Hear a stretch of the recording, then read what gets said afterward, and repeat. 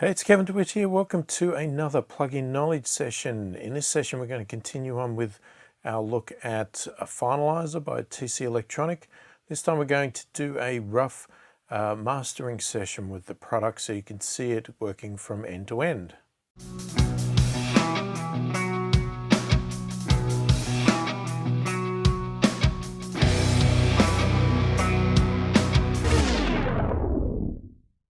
So first off, if you're new to my channel, new to my videos, and you like what you see, don't forget to click the like button, subscribe to the channel, and click the notification bell to be notified of all of my future videos as they come out.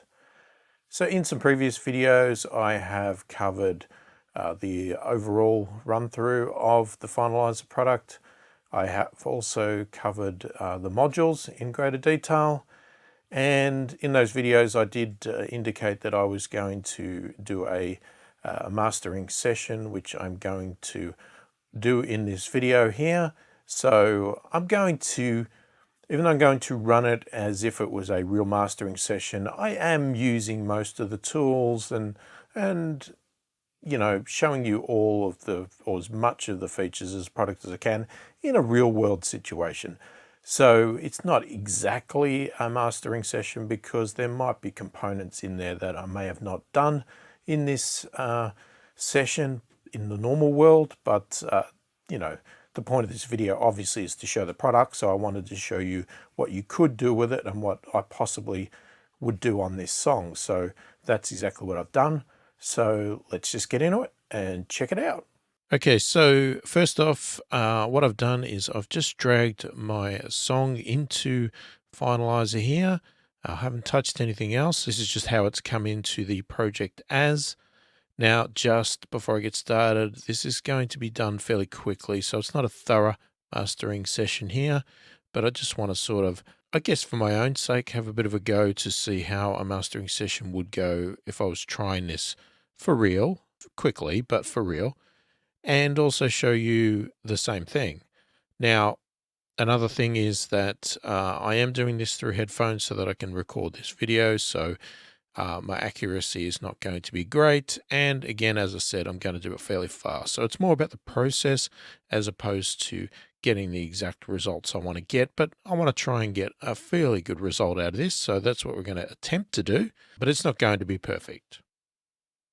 So as I said, the first thing I've done is dragged the audio in, and more than likely what I would normally do in a mastering session is that I would work on making sure the intro and outro are clean, they're cut correctly, and we, have some fades done.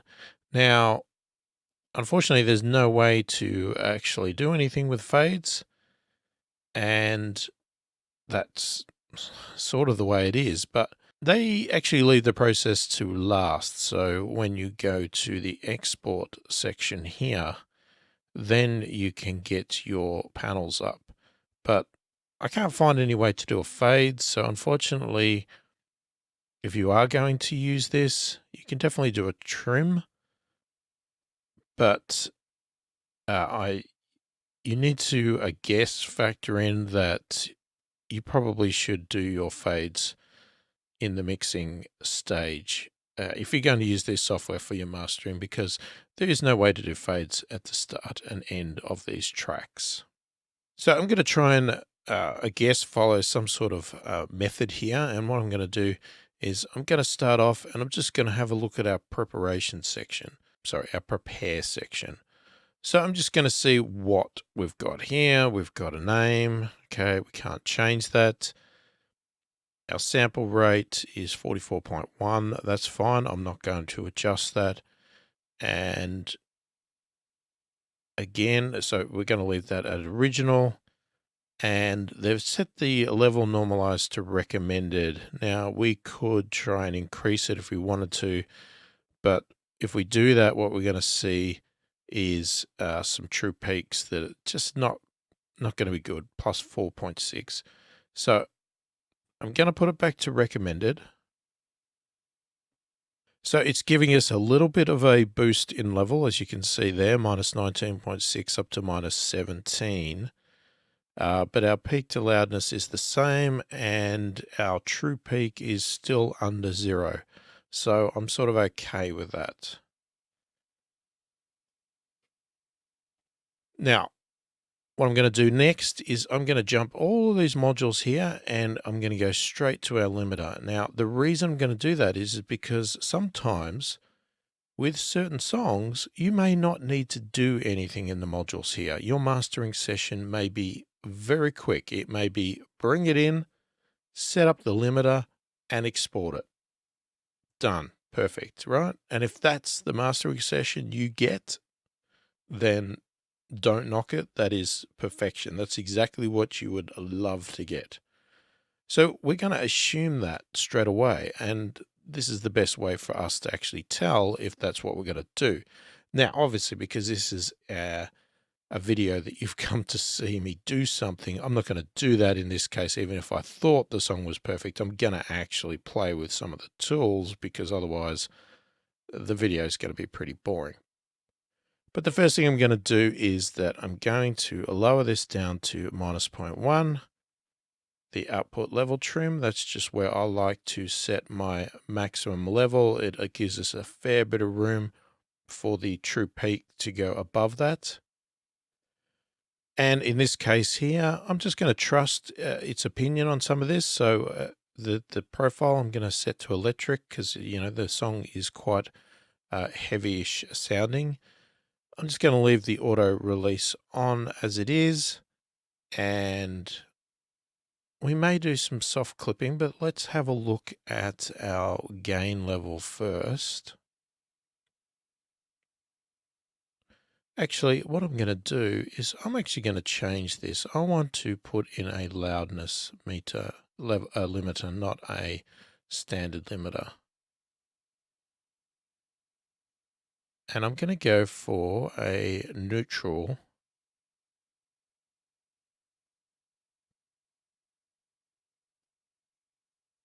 Okay, so now I've set it to a loudness one instead. So we're targeting an LUFS now. And again, our level ceiling here, I'm going to drop that back down to a -1. Same settings there, and our LUFS, I'm going to take it up. I'm going to take it up to -10. And we're going to see what that does. Now, we've got our monitor out here is set to level match. So it's dropping the loudness by -6.6 for our listing. And if I turned it off, it would become quite loud. But it's doing that as it is right now anyway. This has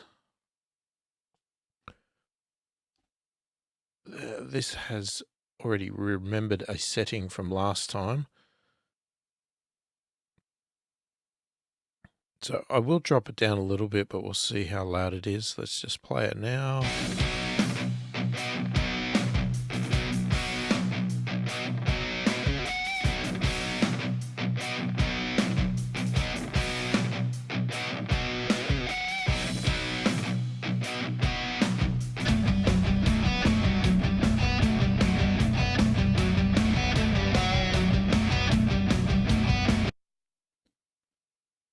So depending on the type of music there, I may decide that I am going to put on a soft clipper. So the soft clipper is sort of like adding a little bit of tape saturation, that type of thing. So I'm going to do a little bit on there, and let's just tweak that a bit.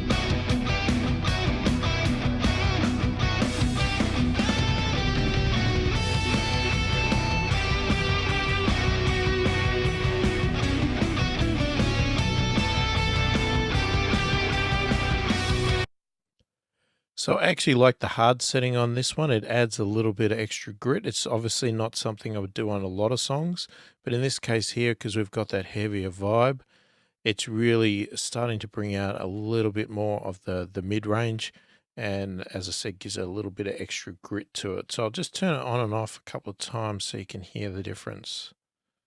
Start with it off.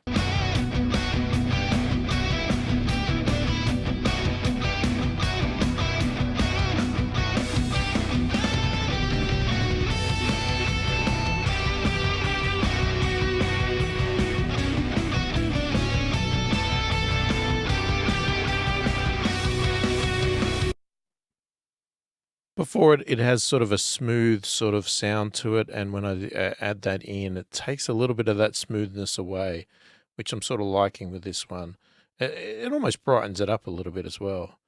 So I'm going to stick with that at the moment. So at the moment, this is what we've got. Now, if I was to turn that volume up and turn that meter, the loudness leveling off there, this would be extremely loud.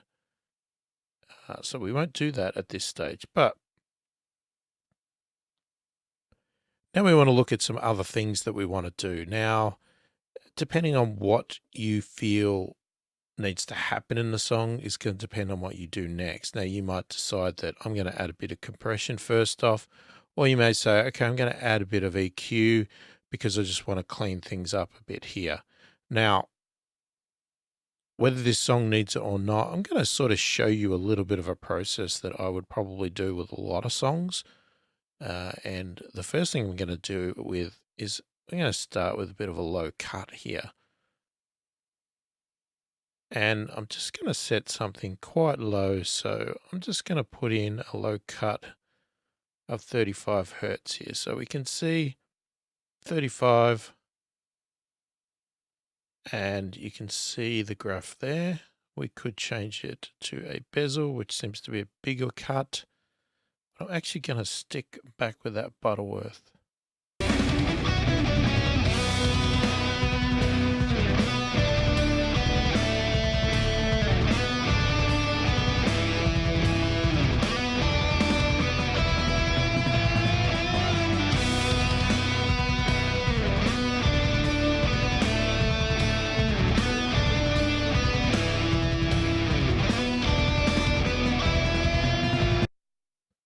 So not a major difference there, but it is making sure that our low end is cleaned up. It's controlling this a little bit here, whether it's necessary. Again, as I said, I'm using headphones here, so I'm not necessarily getting a true reflection of this low end here. So this could be something that might not be a good idea. I may even want to go lower. Now, obviously, as you can see here, I'm pulling up these here, which are set as presets. So there's no reason we can't change them. I don't have to go and drag the 20 Hertz one in. It's exactly the same module. It's just a predefined setting. So I could just come in here and actually change that setting there. Okay, so I'm going to put it back to where I had it there. Now, if I just remove these for a minute so we can have a look at the graph here, we can see we've got a fairly big presence here in this space. So I might want to have a listen to that and see if it's something I want to target.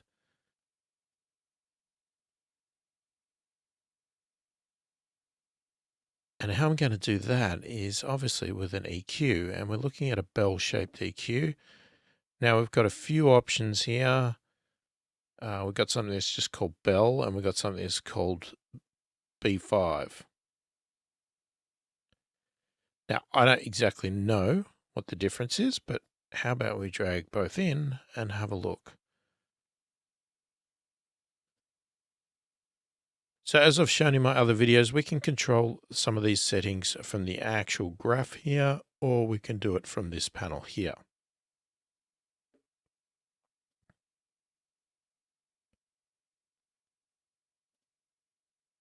Okay, so by looking at the difference here, what we've got is this bell-shaped one here. I don't know if it has a different sound. We can try that out. But it at least shows us that it is a single band bell. So it literally is one bell. This one here is obviously 5. Okay, so it's 5 bands, if you want to say, but they're not all bells. So we've got a low cut here, we've got a low bell. So we could have put that low cut here into this plugin, and that may be something that we should do. And I don't think by the look of it, it would be any different.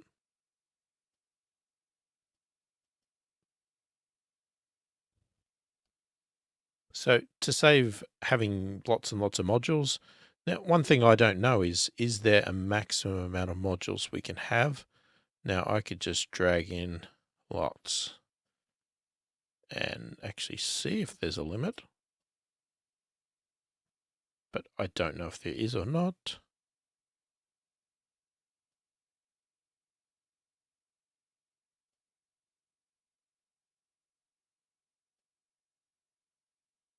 If there is, it's not telling me there is at the moment, so let's just get rid of all of those.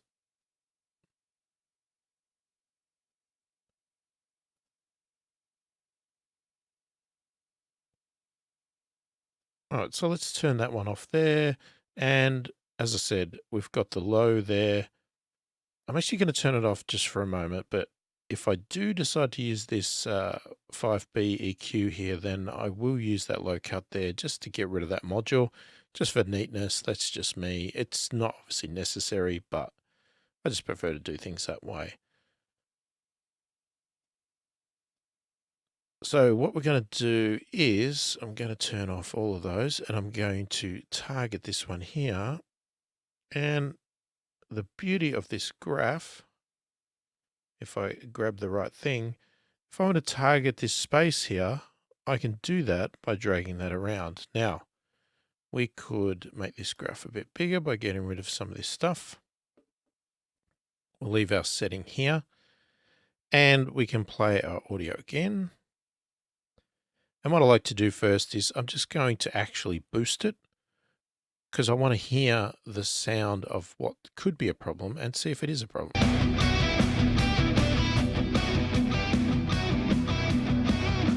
Okay, it's a very sort of boxy, muddy sound. Now that's quite a wide bandwidth there. I might want to bring it in a bit. And let's drop it down.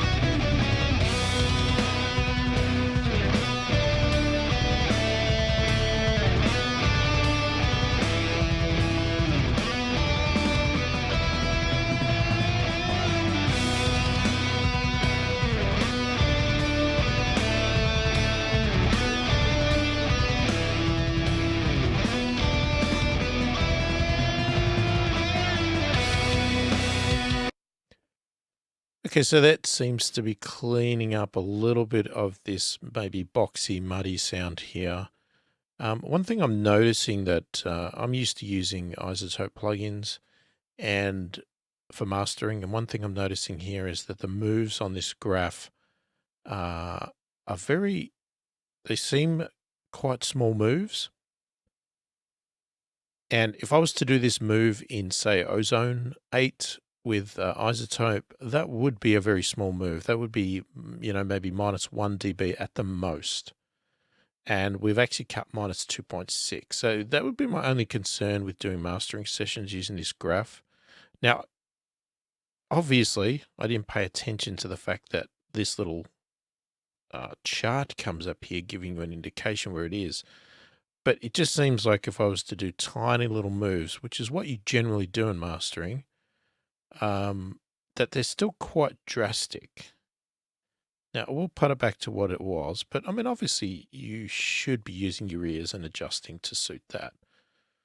Okay, so obviously we are listening and making decisions, but we can also use the graph to make some decisions here. And we might say, all right, I want to look at this. What is this spot here? But actually, I've just sidetracked myself. So let's come back to that in a second. What I want to do is I want to mirror this setting here on this bell flat and then switch between the two and see if there's any major difference in sound. But what I might do is do it the other way. I might actually boost it just to an obvious level. So let's just, okay, let's make it 4. So we got 216, 1 octave, 4 dB. Now if I come across to here, we'll turn this on.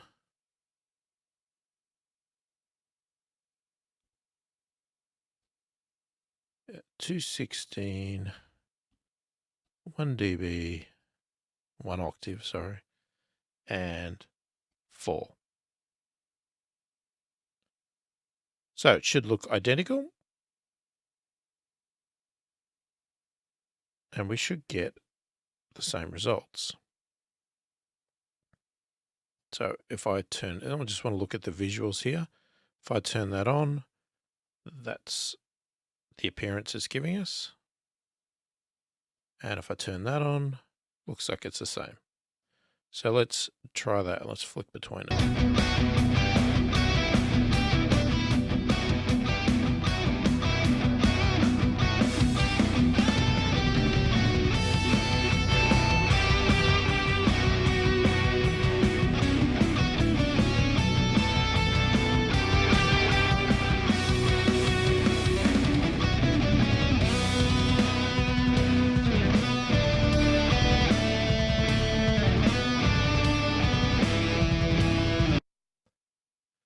It's a little bit disconcerting at times, the automatic balancing here, because it's almost like, and you can see it from the graph.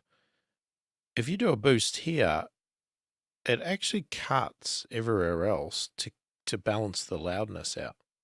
Now, obviously that is part of the limiter and everything else. So, but I don't hear anything majorly different at all, if anything at all, in my headphones. So I am going to actually remove that module, and I'm going to go back to this one. Now, based on that, I'm going to turn on our low cut here, and I'm going to remove that module. So now we're down to 1 module.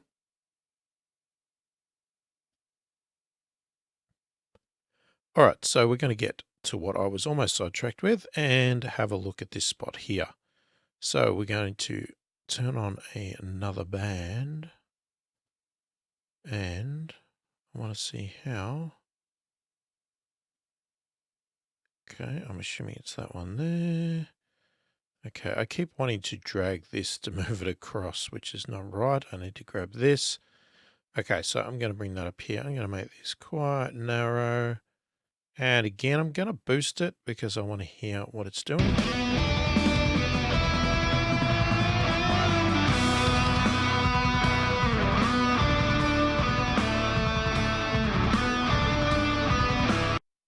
So it's a very nasally sort of sound. We refer to that because it's got that sort of, you know, blocked nose sort of sound. If somebody was talking with a blocked nose, very nasally.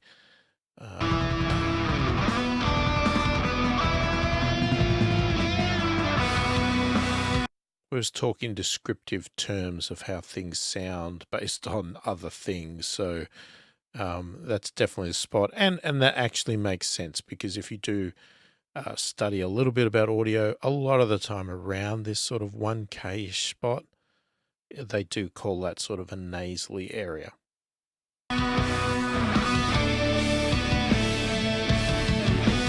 So the question is that a problem?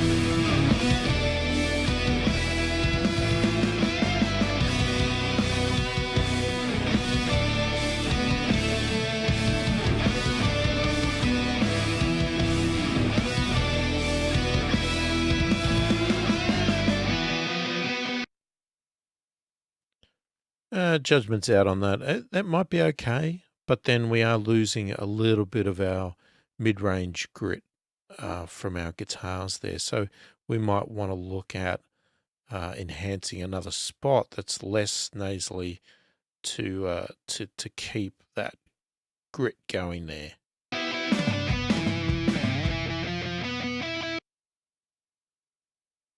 Now, one thing we can't do looking at this right now is that I can't seem to get another band going. I can do a low one. Oh, that was our mid, sorry. Take that back. Grab the wrong one. That was 216, so let's put that back. So unfortunately I grabbed the wrong one. So I guess we'll be talking about that one. Okay, so there's no limits, even though this is classified as a low bell, you can take it up to the top. There's no reason to worry about that. What you can't do, by the look of it, is you can't change this band here from anything from a shelf, and you can't change this to a low cut. So really in this one here, you've got 3 bells that you can use, and that's it. And then you've got a shelf or something else. So let's see if we can find somewhere that we want to add a bit of sort of grit to it.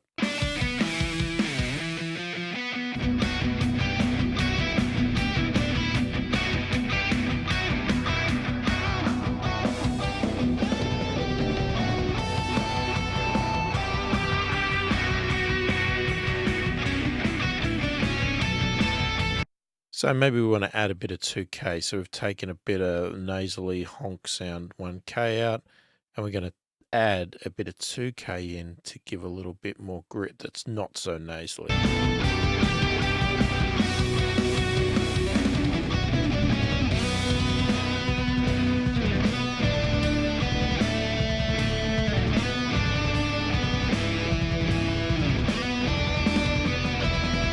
Yeah, you might want to compensate your 1K there, because you can see by the bandwidth there, the 2K goes across it.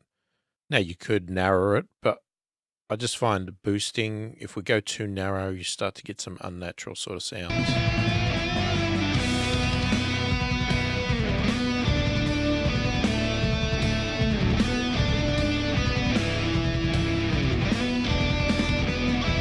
So it's definitely added a bit there. Could be a bit much, but let's just go with that for the moment. And I'm just wondering whether we can add a bit of high shelf to this just to brighten things up a little bit.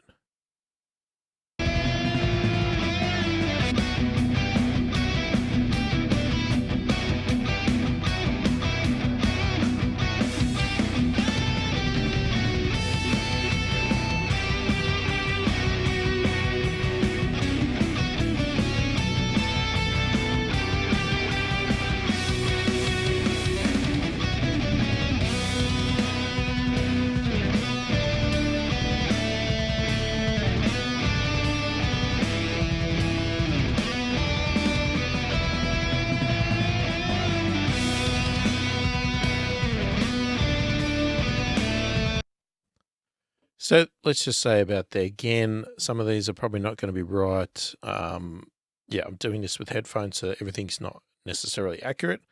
And I'm trying my best to hear what is going on. So I do find that sometimes when using headphones, even though I can sort of hear what I want to do, sometimes I go a little bit over the top because the headphones don't represent as much, and they can be a little bit boomy as it is. So let's do a before and after of the entire EQ now. So we're going to turn that off.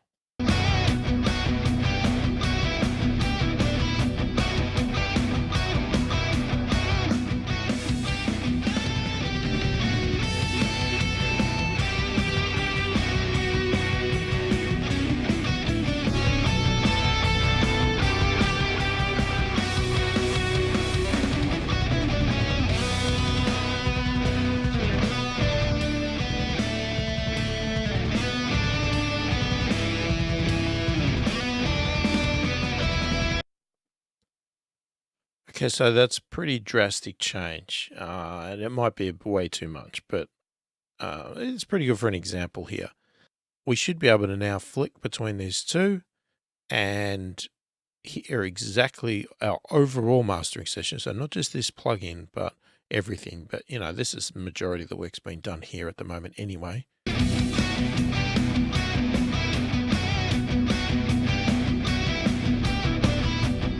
So that's our before.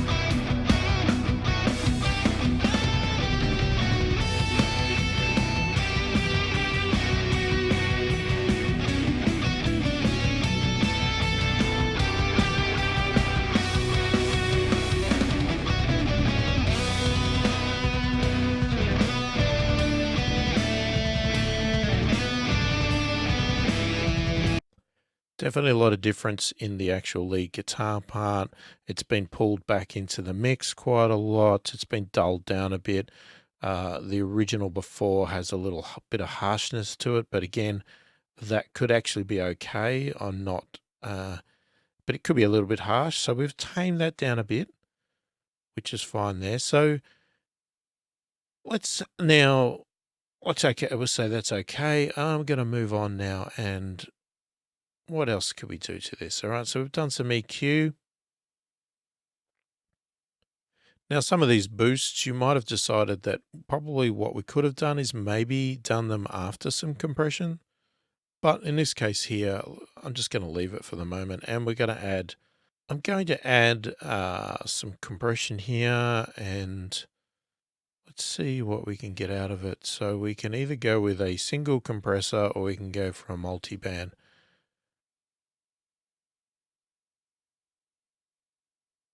And I'm going to say we want a modern sort of style. I'm not sure what the difference really is, because you've got 5-band or you've got 3 bands. I prefer 3 bands, to be honest, so I'm going to go with 3 bands. And I'm just going to start with, let's go with gentle. Okay, let's highlight this. Okay, so this is our multiband compressor. Let's sort of see what it's doing.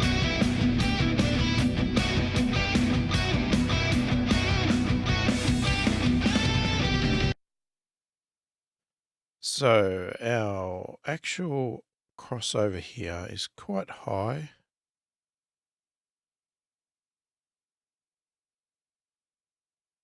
Now, what I want to know is there a way to actually solo the actual crossover? Oh, sorry, that was me just scrolling. I can solo the plugin, but I can't solo the actual crossover point, which is a bit of a shame. Okay, that's something that I actually really like in Ozone, is that I can actually listen specifically to that one section. I'm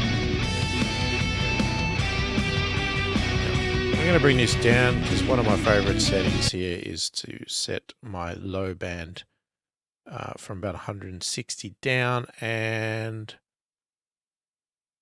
I'm going to go for about 3.5K. So we've got one band that's going to target this low end below 160. We've got our mid band here. It's going to be between 160 and 3.5K, and then a high band here that's 3.5K and up.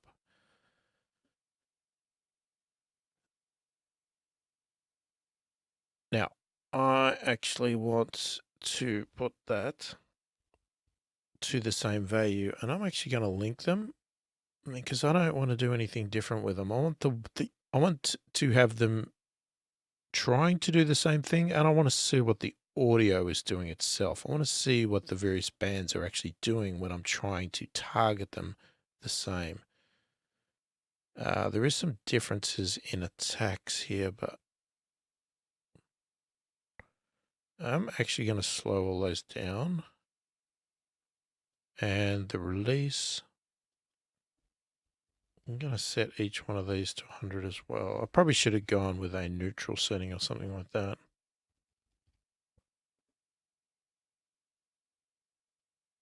And just check what our ratios are. I'm going to go for a 2-to-1 ratio on each one. So I'm basically making every single one of these identical. And that's our threshold. So our crossovers are set, our releases are identical, our attack is identical, and our gain is nothing. The ratio is 2-to-1, and our thresholds are there. Now I'm going to link them. So if we look at this graph here, you can see that the mids are getting targeted a lot more than anything else. If I bring our threshold down,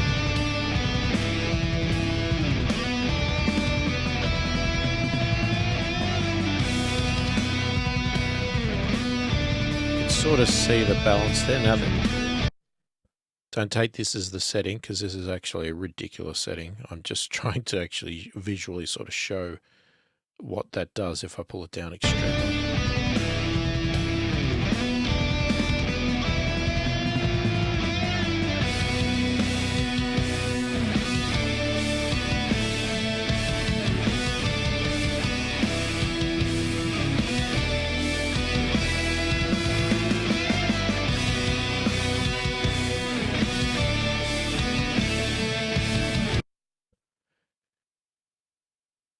Now, what I'm missing here is I would have really liked to have seen some values. I know we can see that that's -6, okay, but it's a bit of a guess. You know, I'd like to see some numbers there. You know, above or below would be really nice to actually see what the maximum amount of game reduction is being done. So that could be quite a bit there.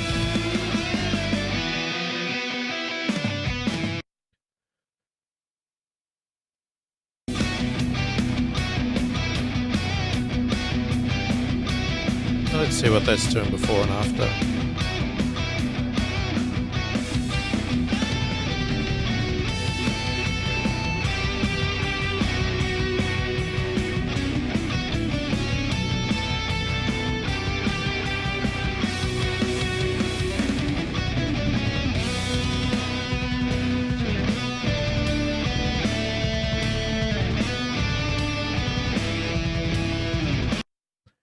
You can hear, even with that, it's sort of pulling everything together, and it's starting to mold the song into a bit more cohesiveness there. You know, things aren't popping out so individually, and that's can be a real advantage of multiband compressors if you just do a little bit there just to try and tuck things in. Now, we could obviously unlink this now if we wanted to and say, okay, it's attacking our mid-range a bit too much, so you might back that off. We might say I want to take a bit more of the top.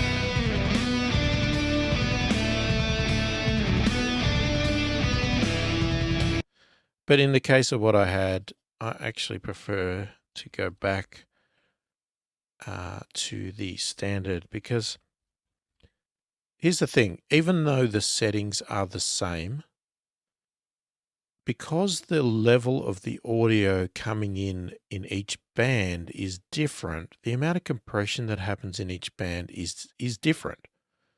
So don't think just because you've got the same settings on every band that you're doing the same amount of compression, because you're not. You can see that by this.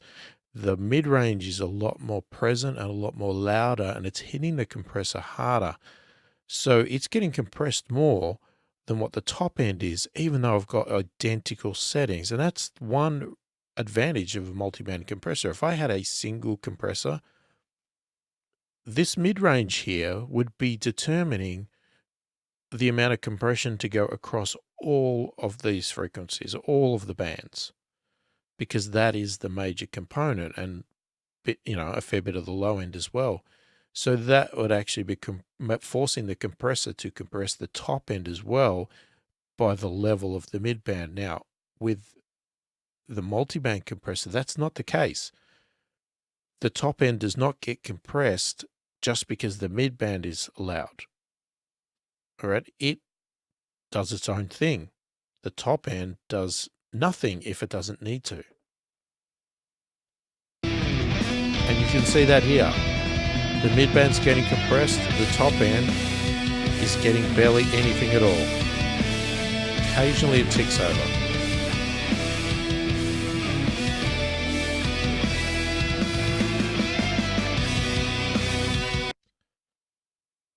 All right, so I think we're starting to look good there. What else could we do? Okay, now again, I might stop here. I might have stopped 20 minutes ago and not even put this compressor on, okay? But obviously I want to show what I could possibly do with the modules that have been given.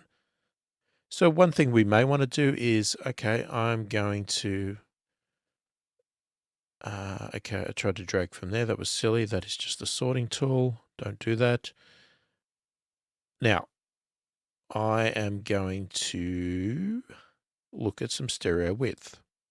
It's something that you don't always do in a mastering session, but it is something that is done, fairly regularly. If I do soft, I just want to see what they actually do when they do a narrow. So if they're doing a narrow widening, because this is a sort of a stereo widening tool that is a little bit different to what I'm used to. They're actually doing it by adjusting the side and mid ratio. That's how they're doing the stereo width. Now, a lot of other tools, you just sort of do a percentage of how wide you want it. Now, in theory, it's probably doing exactly the same task. It's just the way it's worded and shown. So just so I understand exactly how this plugin is working, I'm trying to just see the difference between it. So obviously by this, they've got a narrowing. So they are reducing the side by a small amount for soft or a lot for that. And if they want to widen it, let's just see the mid, we go the other way. So that's basically what they're doing there. Okay. All right, so I'm going to put in a neutral. Now, we can obviously adjust our mid pan here if we found that something was not right. Now we get it. Okay, but we don't want to do that. Same with our left-right balance. You saw our meters were not quite balanced.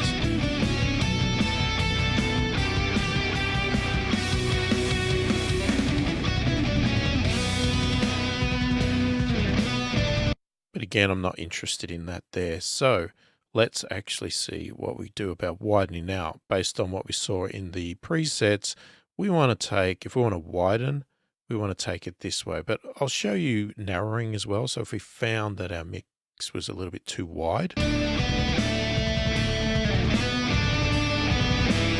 So we've become very mono now.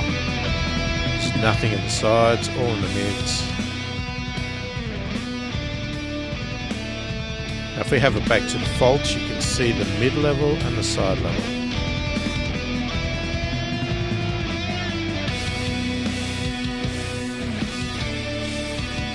So if we take that full up, you can hear the sides come up, but again, I'm using headphones. Headphones are a little bit deceiving with stereo width because of the isolation of your ears to speakers. You don't get that combination you would with studio monitors where the signals from both monitors will actually sort of combine together and hit both ears, and you'll get a bit of a cross between stereo and mono.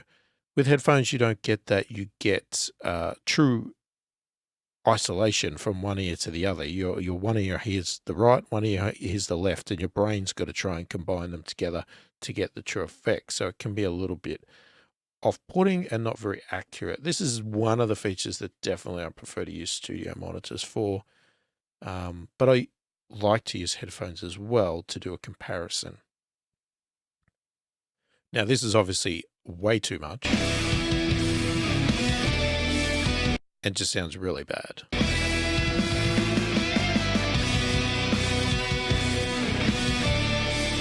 And for some reason, I can't. It seems to be a bit of a bug that sometimes when I go to the extremes on one side, oh, there we go, I've got it.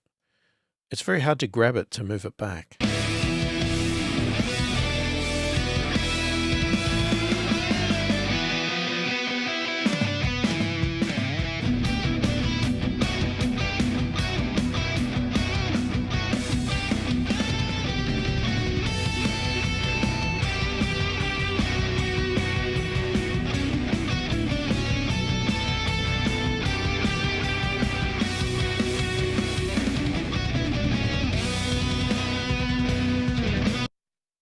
Just do a before and after. I'm finding it very hard to hear the difference between this. Another thing that's missing is I think they need to add a few more meters to this if they truly want this to be a mastering tool. There's no stereo width scope or anything like that. You can't see, there's no correlation meter. I can't see how wide the stereo width is being represented other than this mid and side graph, which I'm not finding particularly useful in that regard. So I think a nice little bit of addition to some meters and, monitoring tools would be really nice to see. So that's before.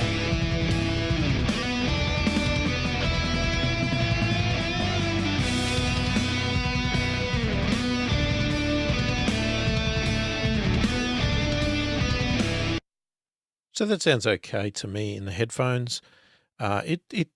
It also, because you're boosting the sides there, it actually brightens it up a little bit as well, and adds a little bit, not only a bit of width, but a bit more lift to the song and a little bit more life and a little bit more brightness to it.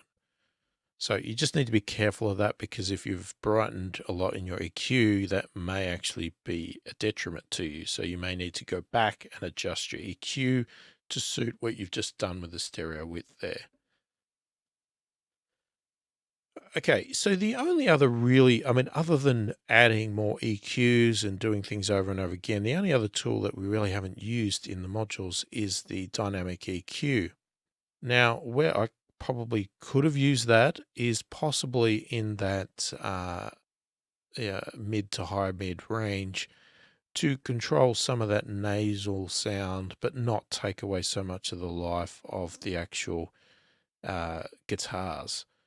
So we could actually have a look at that. And again, I'm going to grab a neutral one. I'm actually I should be able to put it in between the EQ and the compressor. Okay, which that's exactly what's happened. So I'm just going to remove that module.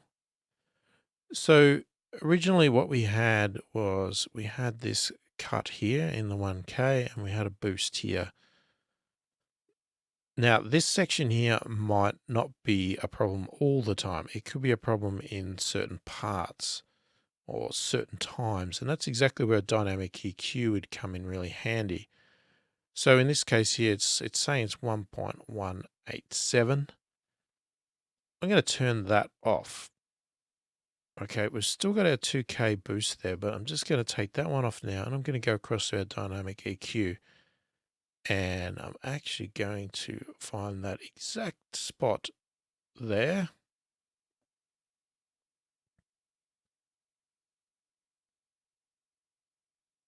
All right, and in the case of this works like it's a combination between an EQ and a compressor. So it's affecting it in the way of an EQ. So I'm going to reduce the bandwidth.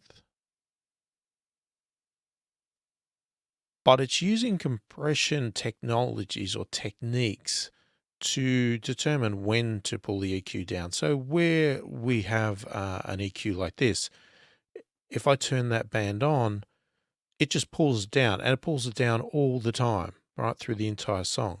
Dynamic EQ doesn't work that way. It works on the basis of you've got to have that actual frequency go above the threshold. And then it will pull it down by how much, and obviously that frequency range there. So I've set our bandwidth. I'm just going to say the ratio is 2:1. The attack, 15 milliseconds, that's fine. Release, 250. We'll see what that does. But now what we want to do is we really want to look at our threshold. So if I just take that up high, see we're really not doing anything there.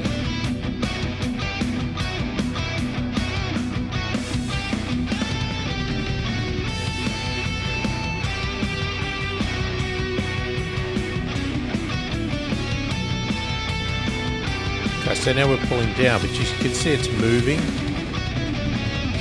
So it's acting sort of like a compressor as the audio goes above the threshold in this 1K area only. It will then pull it down. When the audio is below the threshold, it'll stop pulling that frequency down. So we're starting to level that 1K out, but not removing it and not reducing it all the time and making it dull.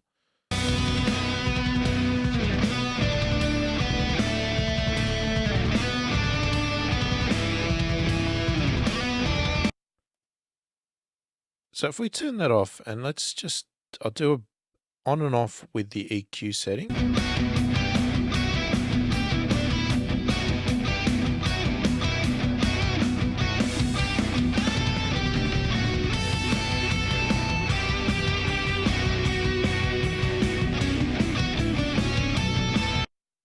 And then if we do the dynamic EQ,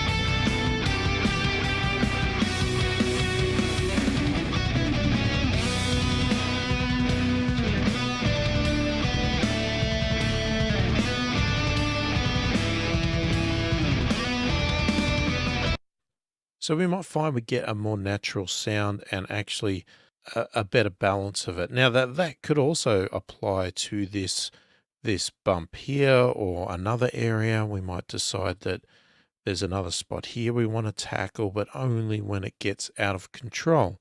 Normally we don't care and we're happy to have it that way.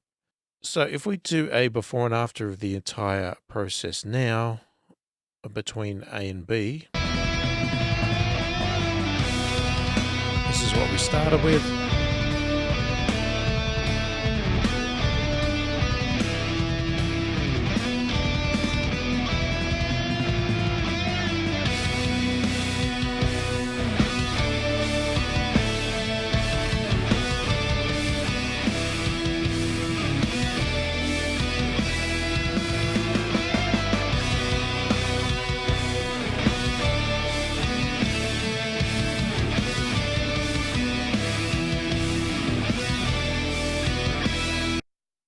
So entirely different. Now, I'm not saying I'm 100% happy with this. There's some things about it I'm not quite keen on, and it's probably not where I want it to be. But there is some improvements to it. There is some extra life to it and things like that.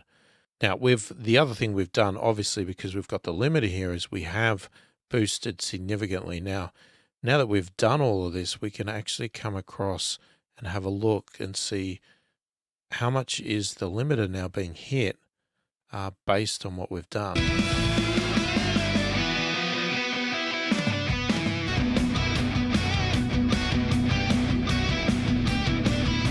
It's actually being hit pretty hard.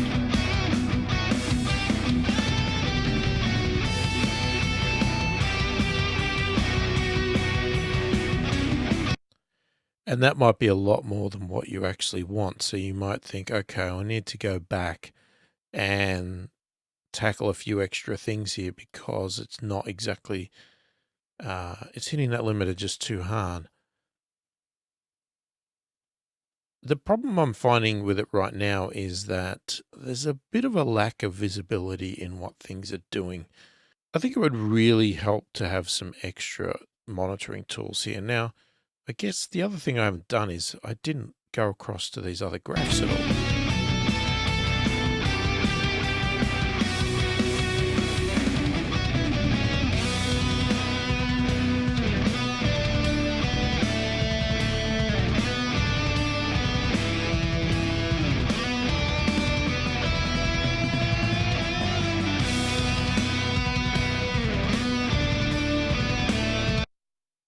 Now, in a perfect world, if I look at this graph here, that's not necessarily where I'd probably want this song to be. Really, we should be getting a bit of a level that it comes up here and then sort of trails down and then rolls off at the edge. So this bump here is probably a bit too much, and this dip here is a bit too much.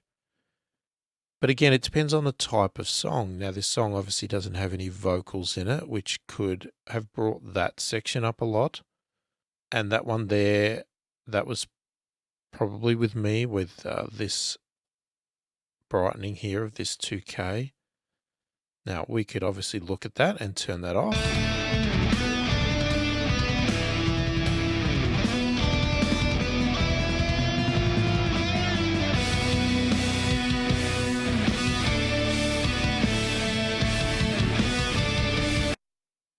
And maybe, that was a bit too much, but that was obviously done when we were also removing that 1K instead of using a dynamic EQ.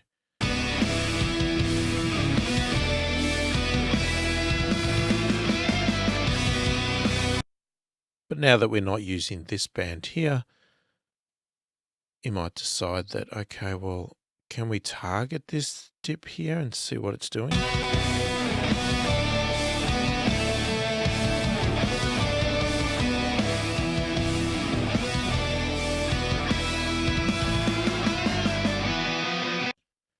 Problem is, it's not really a pleasing area there.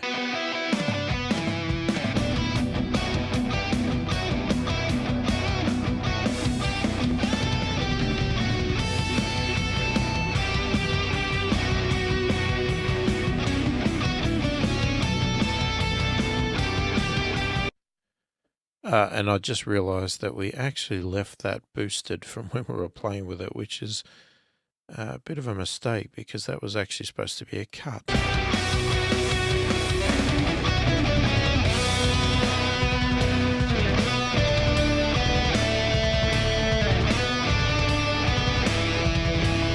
Now you can see how these little moves that I'm doing on this graph are quite drastic. Okay, I think the graph is a little bit too broad in this case. Now there might be some settings that we could adjust this graph so that it's not such a big range, because in mastering we want to keep things as small as possible.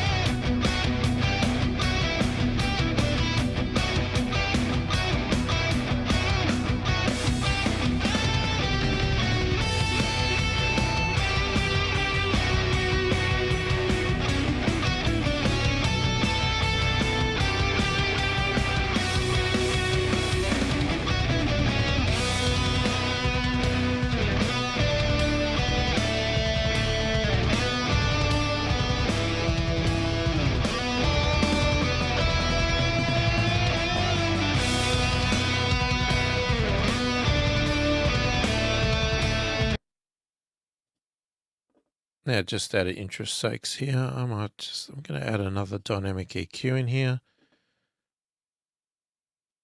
And I'm going to have a look at this spot here.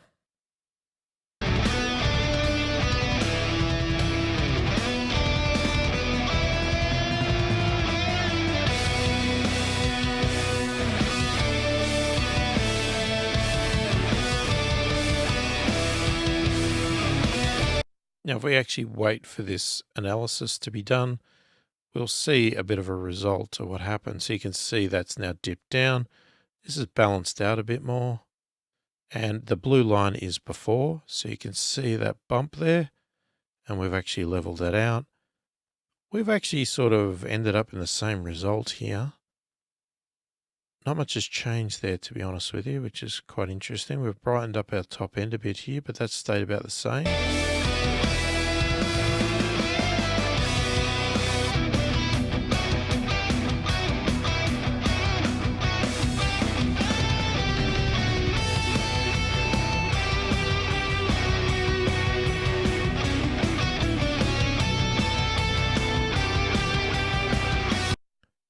So let's compare our song now.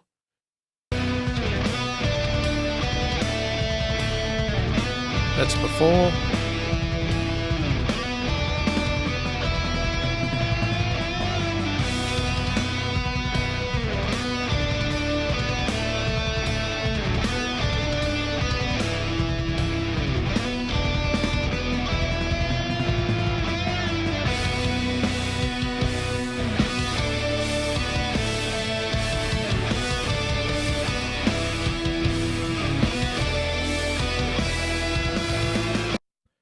So I think you can agree there's a big difference there. There seems to be a lot more life, a lot more energy, a lot brighter. The prior to it sounded a bit dull, a bit flat sounding. Got a lot more life into it now. Now again, as I said, I'm using headphones. I could have overdone this. It may be the result we want, but it may be a little bit overcooked. It could be that we need to back everything off just a bit to get it a little bit more reasonable. But from what I'm hearing in my headphones, it doesn't sound too bad, and there is quite a big difference. So obviously once we've done that, we're happy with it. Maybe we've referenced it with other songs. Now it's time to come out and export it. So we're going to simply set the type we want to do. So we're going to go with a WAV. We're going to go 16-bit, 44.1.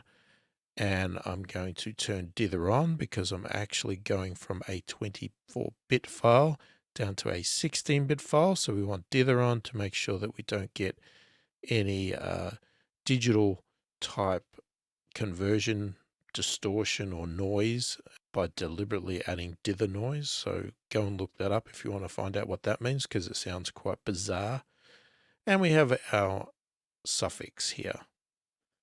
So we can print this file, and I can just go, okay, I'm going to print it in this folder, and we're going to save it.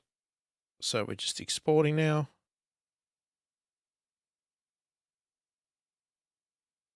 And there we go. File is done, ready to go. One other thing we could try and do is we could look at this finalizer.com section here and upload our track. Okay, so once you have logged in, create an account on finalizer.com, we then can upload our track. So if we click on upload, you can see we are exporting the file, and now we're preparing for upload to finalizer.com. So this is the first time I've tried this, so we'll see what happens. So we've got a little bit of a wait.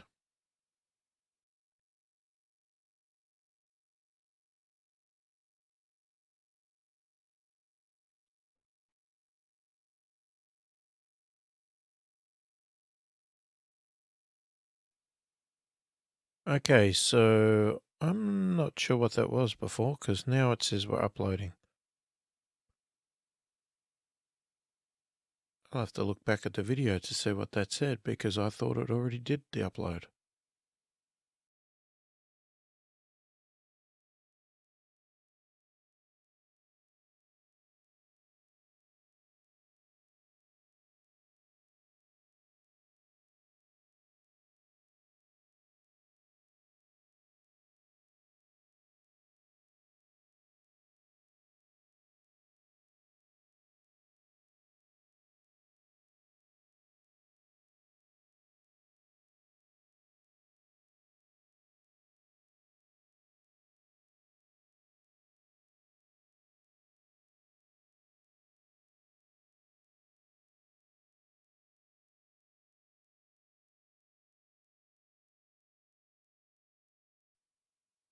All right, we're almost there, 99%, 100%. Okay, so once it's done, it basically finishes uploading and it pops up in your browser this analyzer site, which you could have done yourself manually. You didn't ever need to do it through the plugin, but anyway, that's beside the point. And we get to see this little radar. It gives us an idea of how our song plays out dynamic wise.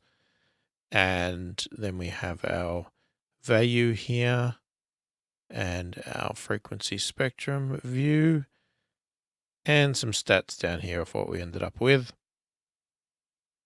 Now we could pick a comparison, but as I indicated in my other video on this tool, which I didn't give this a very good rating, there really isn't any decent genres in here. So we can just find anything. I'm just going to leave it with that one there. Now you can see this one is quite a lot louder. And if I actually do compare, you'll see ours is this gray one here in the background, and the reference is this green one. So you can even see here, here's our value of dynamics and level. So our dynamic compression is pretty similar, but our level is very different. They're quite a lot louder. And the frequency graph is a bit different too, as you can see there. But again, this song may have vocals in it, things like that. So that's obviously going to sway our results there. The amount of time and length of time it took to upload the song to this and get it processed and get this graph up, it's not really worth the effort, to be honest with you. They really need to either, if they think these graphs and these tools are vital, they really need to be in the actual Finalizer plugin. Because if I made a decision from this that, oh, well, I need to go louder, I now have to go back to the Finalizer program, make my changes, and then upload again to compare again if I want to compare, or if I wanted to adjust my EQ settings because, that bump there was not right and I want to adjust it a bit. Again, you've got to wait forever to upload it again to compare it. It's just not practical. They need to really introduce some more monitoring tools into the plugin.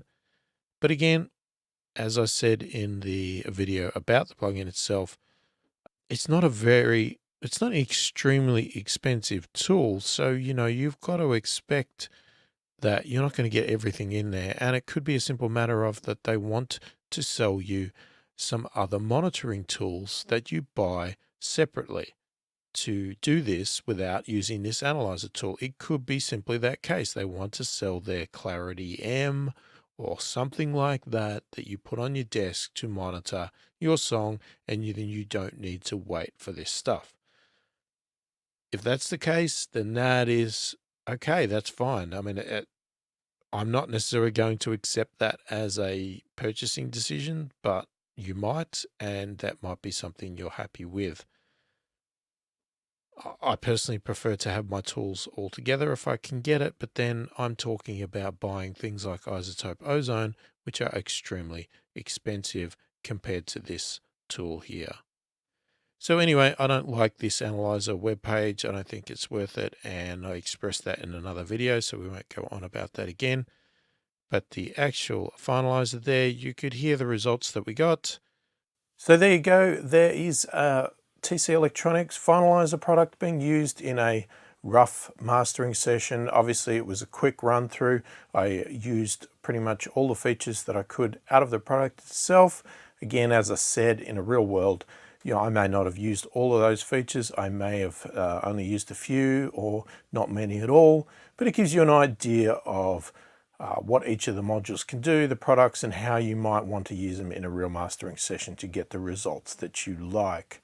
So hopefully that's given you a good understanding of the finalizer product, especially if you go back and have a look at my other videos if you haven't checked them out yet on the product. So if there's anything else you'd like me to cover in the finalizer product, let me know and I'll see if I can go about doing a video for that. Can't promise everything, but I will see what I can do to help you out if you need it. Hopefully you got something out of this. Let me know what you think of the product in the comments. Is there any features that you would like to see added that you feel is missing from the product, or what do you love about the product? Let me know that. We don't want to just put everything down and criticize them. I love to praise products as well. So what do you love about this product, and why would you buy it and use it if you are actually going to? If you like this video, then please click the like button, subscribe to my channel, click the notification bell to be notified of all my future videos. I really appreciate your support, and you subscribing to my channel and liking these videos really does help me out and encourages me to continue to provide this sort of content for you. So hopefully this video has been helpful. Thank you for watching, and I will catch you in the next one.